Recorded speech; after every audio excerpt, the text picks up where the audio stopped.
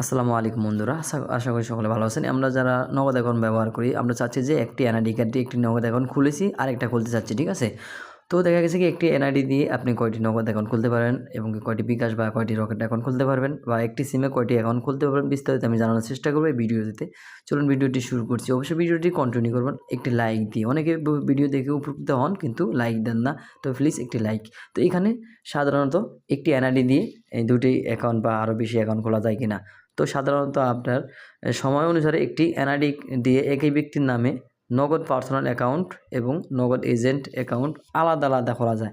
আপনি নগদ agent account personal account যেভাবে খোলেন, নগদ এজেন্ট অ্যাকাউন্ট কিন্তু সেভাবে খোলা যায় না, ঠিক আছে? আপনার কিন্তু এগুলো একই ধরনের অ্যাকাউন্ট নয় এবং প্রত্যেকটির জন্য আলাদা প্রক্রিয়া ও শর্ত থাকে। আপনার নগদ পার্সোনাল অ্যাকাউন্ট কীভাবে খুলবেন? আপনি সাধারণত নগদ পার্সোনাল অ্যাকাউন্ট গ্রাহক হিসাবে নিজের নাম ও এনআইডি দিয়ে আপনি একটি নগদ পার্সোনাল অ্যাকাউন্ট খুলতে পারেন। ব্যক্তিগত লেনদেন, টাকা পাঠানো, গ্রহণ এবং বিল পেমেন্ট ইত্যাদি করার জন্য এটি 166 যে কোড নাম্বারটি রয়েছে কিংবা অ্যাপের মাধ্যমে নিজের মোবাইল ও এনআইডি দিয়ে খুলতে পারবেন। নগদ এজেন্ট অ্যাকাউন্ট, এজেন্ট বা উদ্যোক্তা যেটাই বলেন না কেন, এজেন্ট অ্যাকাউন্ট মূলত ব্যবসা বা ক্যাশ ইন ক্যাশ আউট সেবা দেওয়ার জন্য।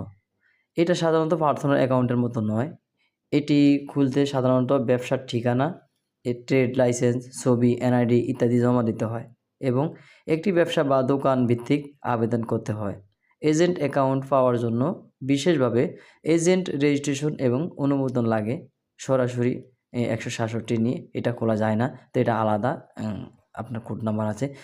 তো অ্যাকাউন্ট আপনার দুই ধরনের হয়, কিন্তু একটি এনআইডি দিয়ে কিন্তু আপনি দুটি অ্যাকাউন্ট খুলতে পারবেন, যেমন একটি পার্সোনাল আর একটি এজেন্ট অ্যাকাউন্ট, ঠিক আছে? যেটা ব্যবসার জন্য আর কাজ করে, এটা আপনি দুটাই খুলতে পারবেন।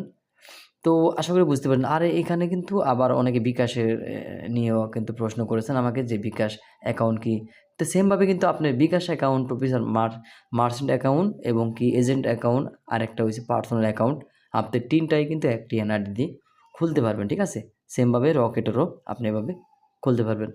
তো একাধিক আপনি পার্সোনাল অ্যাকাউন্ট 2টি খুলতে পারবেন না কখনো, ঠিক আছে? যেমন আপনি একটা খুললেন আর একটা আপনার বোন বা ভাইকে খুলে দিলেন, এরকম সম্ভব নয়, ঠিক আছে? কখনো সম্ভব নয়, এগুলো খোলা যায় না। আগে একটা সিস্টেম ছিল, সেভাবে আমরা খুলতে পারতাম, কিন্তু এখন সেটা বন্ধ হয়ে গেছে। কিন্তু আগে যে আমরা 2টি খুলেছি, একটি কিন্তু আপনার বন্ধ হয়ে যায়, ঠিক আছে? অনেকেরই বন্ধ হয়ে গেছে, আমার একটি বন্ধ হয়ে গেছে।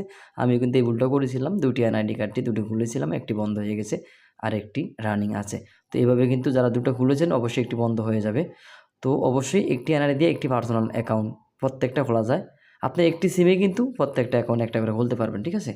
যেমন একটা বিকাশ, একটা নগদ, একটা রকেট অ্যাকাউন্ট খুলতে পারবেন। আশা করি বিস্তারিত আপনি বুঝতে পেরেছেন বা আপনার বিভিন্ন যে প্রশ্ন করেছেন তার অ্যান্সার আপনারা পেয়ে যান। যদি আপনার কোনো আরও কোনো কিছু জানার থাকে অবশ্যই কমেন্ট বক্সে লিখে জানাবেন। আর ভিডিওটি শেয়ার করে দিবেন, অনেক উপকারে আসবে। আর চ্যানেলটি সাবস্ক্রাইব করে দিবেন। ধন্যবাদ।